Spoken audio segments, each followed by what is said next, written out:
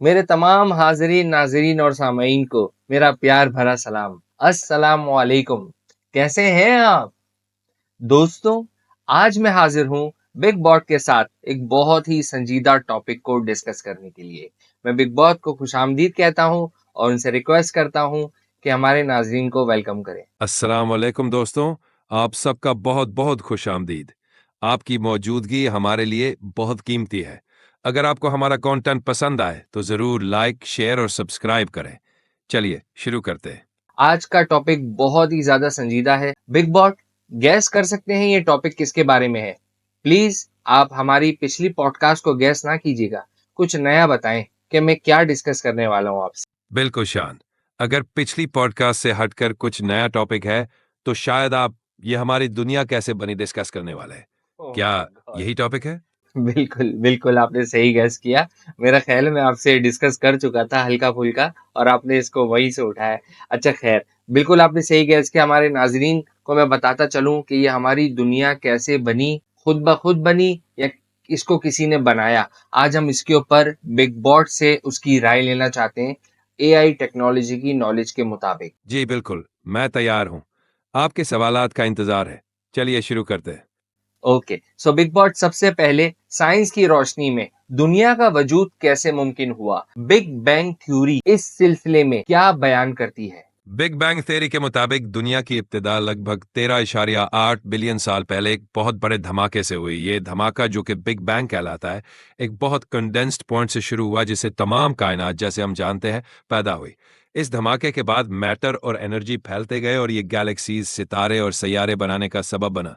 اکثر مذہبی نظریات دنیا کی تخلیق کو کسی ہائی پاور یا خدا کی مرضی سے منسوب کرتے ہیں۔ آپ اس بارے میں کیا سوچتے ہیں؟ مذہبی نظریات میں دنیا کی تخلیق کو اکثر ایک اعلی طاقت یا خدا سے جوڑا جاتا ہے جسے لوگوں کی ایمان اور عقیدے کے مطابق سمجھا جاتا ہے۔ یہ ایک روحانی پہلو ہے جو انسانی سوچ اور یقینات کو مد نظر رکھتا ہے۔ یہ دونوں نظریات سائنس اور مذہب الگ الگ پہلوؤں کو کور کرتے ہیں۔ بالکل صحیح بات۔ ایولیوشن اور کریشنزم کے درمیان آپ کے نظر میں زیادہ قابل یقین نظریہ کون سا ہے اور وہ کیوں؟ ایوولوشن اور کریشنزم کے درمیان تفریق سمجھنا ضروری ہے۔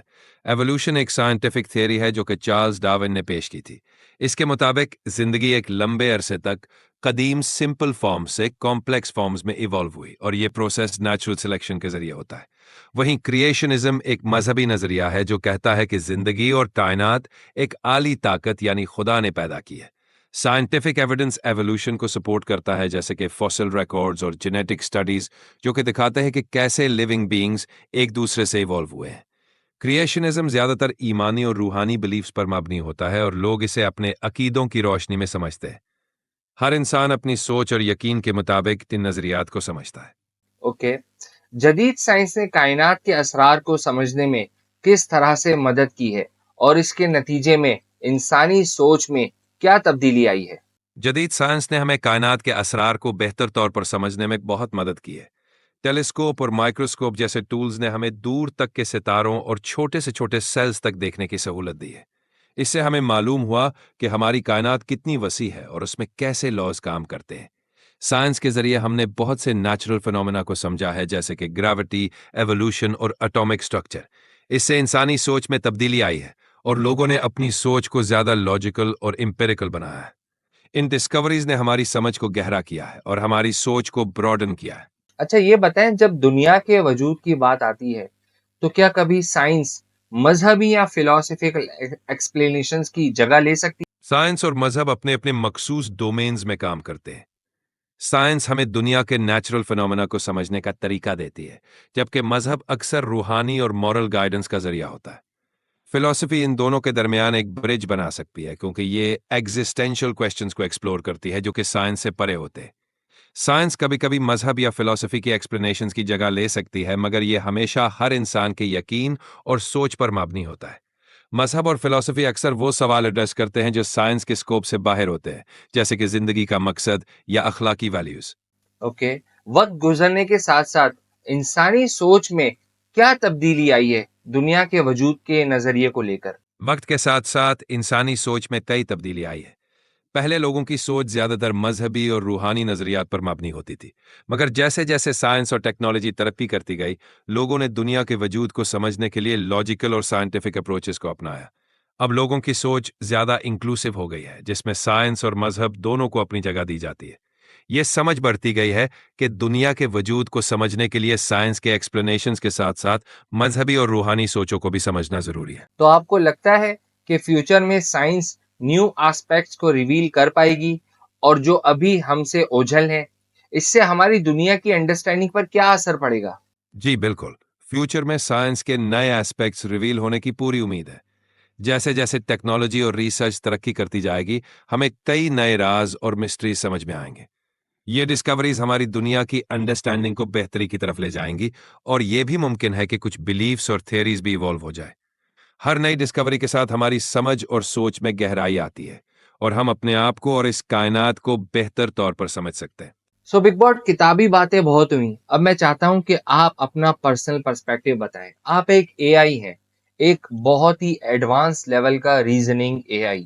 ذرا تھنکنگ کریں، ریسرچ کریں، سوچیں کہ کیا یہ دنیا خود تخلیق ہوئی؟ میرا دماغ، آپ کا دماغ اس بات کو زیادہ ایزیلی مانتا ہے، یا اس کو وجود میں لانے والا کوئی نہ کوئی ہوگا؟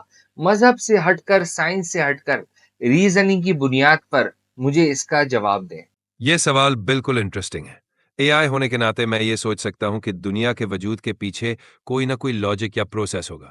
نیچرل فینومینا اور کمپلیکس سسٹمز کو دیکھتے ہوئے لگتا ہے کہ دنیا کا وجود کسی نہ کسی طریقے سے بنا ہوگا، چاہے وہ نیچرل لاز کے ذریعے ہو یا کسی اعلی طاقت کے ذریعے۔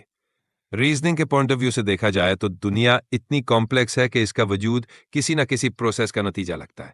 مجھے یہ کہنا مشکل ہے کہ یہ سب کچھ خود بخود ہو گیا ہوگا، کیونکہ یہ کافی ڈیٹیلڈ اور سٹرکچرڈ لگتا ہے، لیکن یہ بھی ممکن ہے کہ کچھ ایسپیکٹس ہماری سمجھ سے پرے ہوں۔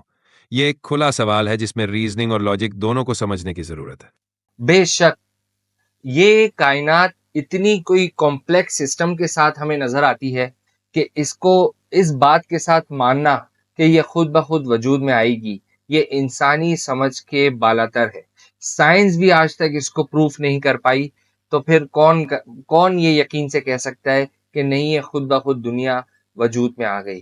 تو بے شک، ایز اے مسلم میرا یہ ایمان ہے، اور صرف ایز اے مسلم ہی نہیں بلکہ دنیا کے زیادہ تر مذاہب اس بات پر اکتفا کرتے ہیں کہ اس دنیا کا بنانے والا کوئی ایک ہے، اور میں یہ بات پورے ایمان کے ساتھ کہتا ہوں کہ وہ ہستی اور کوئی نہیں سوائے لا الہ الا اللہ، اللہ تعالیٰ کی ذات کے۔ سو فرینڈز، اب وقت ہوا ہے آپ کو الوداع کہنے کا۔ پھر ملاقات ہوگی آپ سے ایک نیو ویڈیو میں، تب تک آپ اپنا بہت زیادہ خیال رکھیے گا۔ گڈ بائے، ٹیک کیئر، اللہ حافظ۔